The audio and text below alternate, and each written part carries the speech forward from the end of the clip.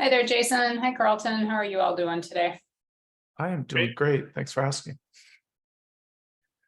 I heard a short and snappy great from Jason as well. Great. Great. Friday. It is Friday. I'm looking forward to the weekend. Yeah, well, this topic I think is, I know the three of us have an awful lot of passion around this about trying to figure out the value of a software-enabled solution, because obviously that unlocks so many things, and including just ultimate goal for a lot of product teams is how profitable is my solution. So for the folks who are joining, this is the first in a long series that we hope to run over the coming months. We want to keep it short and snappy because everyone is super busy. And so the title is definitely leading to the duration, right? We want to keep this really quick. And everyone can find 15 minutes is my theory in life right now. So this is the first of our attempt to prove that true. So welcome, Jason, Tanner, and Carlton Nettleton. Jason is the leader of Applied Frameworks and has many, many years of experience in the product management boots, so to speak. And Carlton leads product development or product management for our product team. So both of them are also instructors. So if you want to switch to the next slide, Jason. I think part of why we're so excited to talk about this is product managers, I think we would all argue, have one of the most exciting jobs in an organization that builds software. People do it because, well, we all know they're slight control freaks, but I think the other half of it is that, you know, you really want to build something that's powerful and solves problems and get into the hands of a customer. So there's this passion around like, hey, I get to control the idea that I'm going to build something that people love. So, you know, from our perspective, it's also a super hard job because the product management team has to collaborate across the organization and even outside with customers and stakeholders. So kind of this environment that you have to operate in is really complicated. So imagine being a control freak and looking at, this is where I need to collaborate because I'm not in charge of everything. I actually need to collaborate with my teams and my stakeholders and the rest of my company in order to make something that's successful. So I think this is kind of the environment that we're operating in and why we wanted to start to unpack some of these smaller topics and bring value to the people on the webinar. So Jason and Carlton are both content designers and instructors in our Profitable Software Academy. And every time we get together and talk, they have awesome stories and insights that come from the students that are enrolled in this program. And I thought this is fodder for everybody else. So the Profitable Software Academy is really focused on helping companies address these knowledge gaps. We hear all the time that there's not a common vocabulary or a common toolkit that the product management teams are using. So that's really what the Profitable Software Academy is designed to solve. But we get to hear from the instructors and designers about, well, what are students struggling with and what do you think are some really important tips and topics that you'd like to talk about in this webinar series? So with that, let's turn it over to Jason and Carlton to talk about quantifying value. Yes.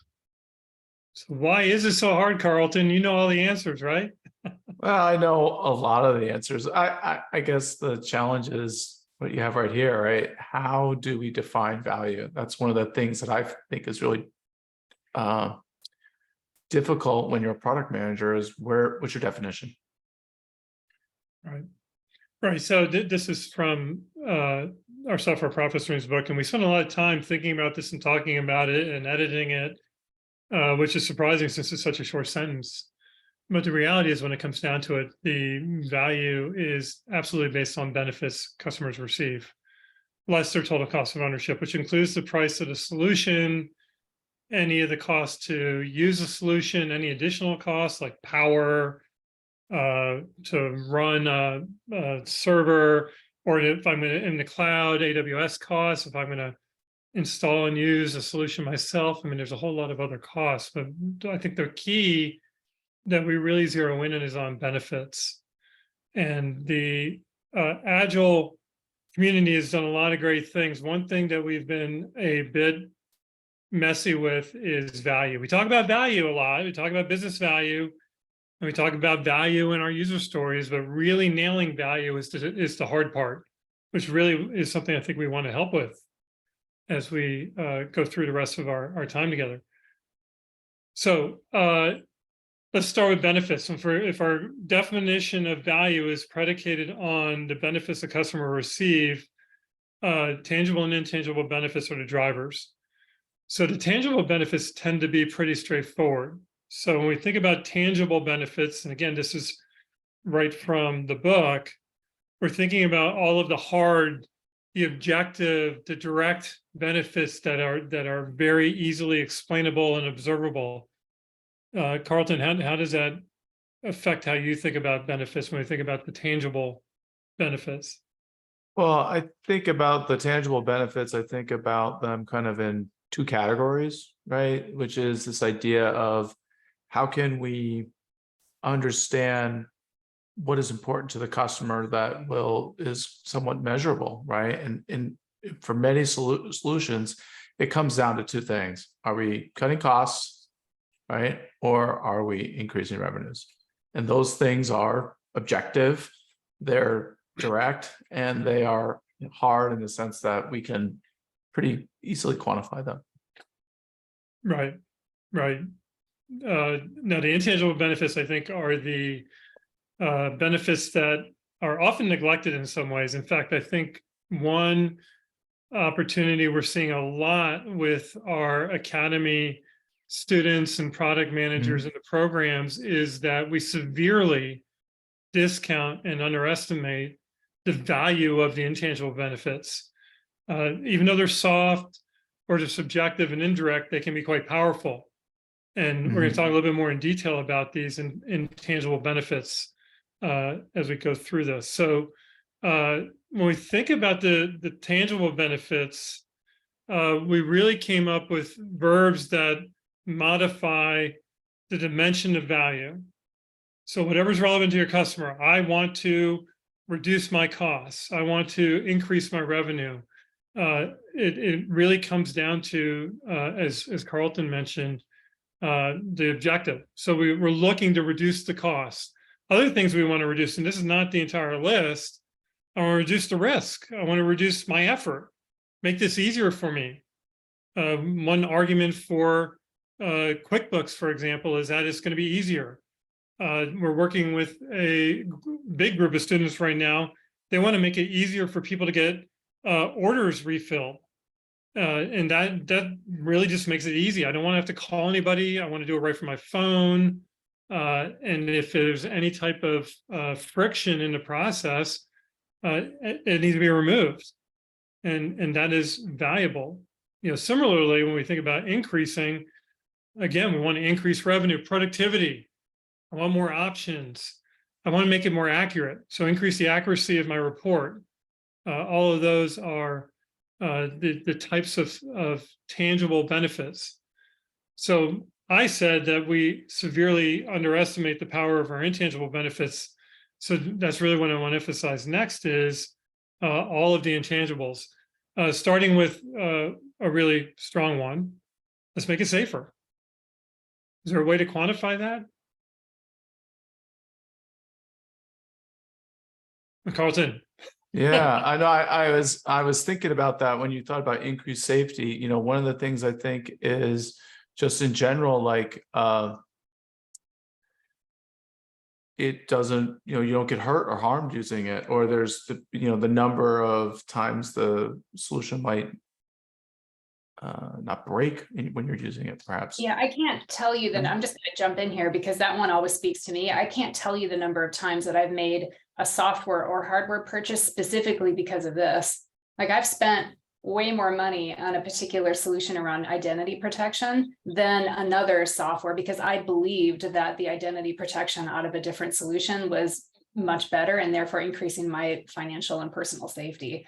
So I think that one is something that if your product incorporates anything around safety, not to discount the value of that for people and what they're willing to pay. And that's exactly the point. So when we think about quantifying the value, there is a mindset that we can adopt where even though we can't put a number on it, the qualitative intangible benefit of the increase in safety will affect the purchase decision and elevate the value of the solution as a number. So when we think about pricing and the system of pricing, it's not just a number. It evolves from these series of choices we make about how we want to build the relationship with the customer. How will they actually pay for the solution? How will they exchange value to achieve their benefits? Well, what are all the drivers of that decision that lead to the number? Safety is a part of it. Just like security and just like decrease in anxiety. I don't want to feel anxious. I want to feel like, hey, this is giving me peace of mind. We hear that a lot. I have the peace of mind that I'm doing the right thing when I'm using a solution. I have more confidence. All of these build up to be part of how we will eventually quantify the full value of the solution, as well as reducing stress. Brand is powerful. Confidence in the brand, and we invest a lot in marketing, and we got to think about it. Are we showing up with a brand that actually is contributing to the overall value of our solution? So all of these intangible benefits, when we actually look at all of the benefits our customers are telling us about, that they are going to expect to receive or do receive from an existing solution, then we can say, okay, if we add all this up, all of these value statements together, now we have the overall value of the solution. Jason, I just want to add one other question in here for you. I've heard you say before that product managers will sometimes focus too heavily on features. And I think oftentimes features don't necessarily express these intangible benefits. It's not a single feature that does it. Oftentimes it's the overall, I don't know, it's a bigger piece of value that may not be relied to or tied to a single feature. And yet that's why people like me will spend twice as much money on something. It's not the feature that's making me do it. It's the confidence in the safety or the security that made me spend the money. Right. So and I've been guilty of it too. We actually had a conversation about this morning. When we think about the customer pain point of it costs too much to solve the problem without the solution. If I had a better solution, I could raise my revenue. Again, those tangible benefits. Same with if I'm looking for the peace of mind from the solution. Well, when we think about all those pain points, the goals, aspirations of the customer, the expected gains and the jobs that they're doing and help them do their job better and more effectively. When we think about features, we're really good at describing the features. So we like to talk that way. We talk that way with the team. We spend a lot of time talking about the requirements and the user stories and the use cases. When we're actually talking to the customer, we need to knock off every one of their pain points. Here's the feature, here's how it removes your pain. Here's the feature, here's how it's going to help you do your job better, more effectively, faster. That 1-2 combination is really what's going to pull people to make a decision about purchasing the solution. You know what I was thinking about while listening to this conversation was it's not necessarily, it's the collection of features in the package, right? That come together and bring in these intangible benefits to me. And we make a pretty strong statement in the book. A feature that doesn't deliver customer benefits isn't actually a feature.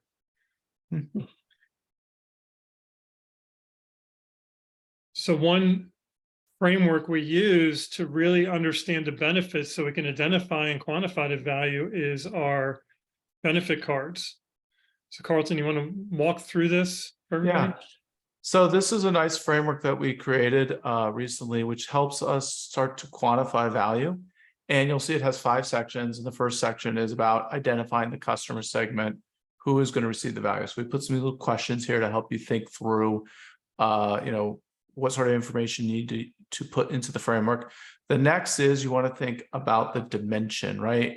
And thinking more about what benefit does the segment receive from the solution, right?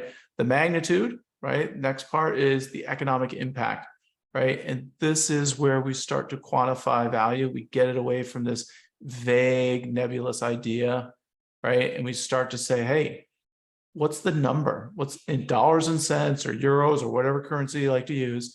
And below that, you express that magnitude or the economic impact using what's called a value algorithm. So you use some simple algebra to try to compute what is the economic impact. And then finally, these last couple sections here are implementation. So every time you ask your customers to implement your solution, there's always some sort of change that the customer needs to adopt. So you want to think about, okay, if the customer is going to adopt our solution, what do they have to do to change? And then you kind of give an idea, is this going to be easy for them? Is it medium? Is it hard? And then we think of the three broad categories about increasing revenue, decreasing costs, and avoiding risk. You're trying to figure out, okay, roughly, what are we trying to do with this dimension? So that's the framework. Yeah, so when we're in the academy, we get to see dozens of these cards that students create to really start thinking more deeply about the benefits so they can ultimately get to the value statements and the value numbers. My daughter got a phone. She's turning 21, so her birthday gift was a new phone. After 4 years or 3.5 years, she upgraded her phone. It was interesting to watch her. When Carlton was talking about implementation, literally watched the steps she took to receive the value of the new phone. In probably 45 minutes, right? Restoring from the cloud, going through the configuration. It was a great example. There's always some overhead for the customer. We want to keep that as low as possible. Now the economic impact, when Carlton talking about simple algebra, in creating the use cases for the book, the examples we came up with was I wrote about a notional solution for plumbers, electricians, other small business owners who manage a lot of service calls. So the algebra was all built around how can we increase the number of calls? What's the call worth? So number of calls times call value, ultimately getting to the numbers I could use for the return on investment for the small business owner. There's value in adding one more call a day for every technician that we have in the field. If I got 12 technicians, they make one more call. Average call is $100. Hey, I'm suddenly making $1,200 more a day potentially. That's worth something. Yeah, so I think there may be questions that are running around in people's heads. You may end up with questions after this, but if you have any, definitely type them into the Q&A. One of them from Ramya is, when in the product lifecycle is the right time to be thinking about intangible benefits? So what's your thoughts on that, Jason and Carlton? I'm glad you asked about life cycle, because when we think about solutions, they do have a life cycle, and I would argue that it is continuous. So the solutions evolve. We're going to have the initial launch, and we're going to think about all of the potential benefits of the initial product. And as it's adopted, we obviously learn, iterate, continue to deliver and improve and enhance the product. But along the way, particularly as we're launching and getting early feedback, we're going to hear about unexpected benefits that customers either are receiving or that they want to receive with the future evolution of the solution. So that's one of the great things about being a product manager, is that you get to grow with the product. We continue to gather more and more of these insights, and sometimes it's surprising. Like, I didn't know that I was making Laura more satisfied because she feels more safe. She has more sense of security. Well, that's a great story to tell about the intangible benefits.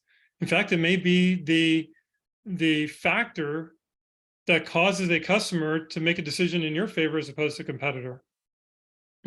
Yeah, I mean, I think a lot of those intangible benefits, the only way you really understand the importance of them is by actually talking directly to your customers or to the people who will make the purchase. Yeah, I agree. And I think when product managers struggle to really think about what that value is, it's often because they don't have that firsthand connection to customers, right? And that to me is a common pattern. Well, I didn't expect that to be the takeaway exactly from today, but maybe for people who are struggling, how many steps are you removed between you struggling with that question about what are the intangible benefits, and how many steps away are you from the actual person who's spending the money to buy the solution you're building? And maybe my working hypothesis right now is the harder it is, the further you are away. or the less frequently you get to talk to them.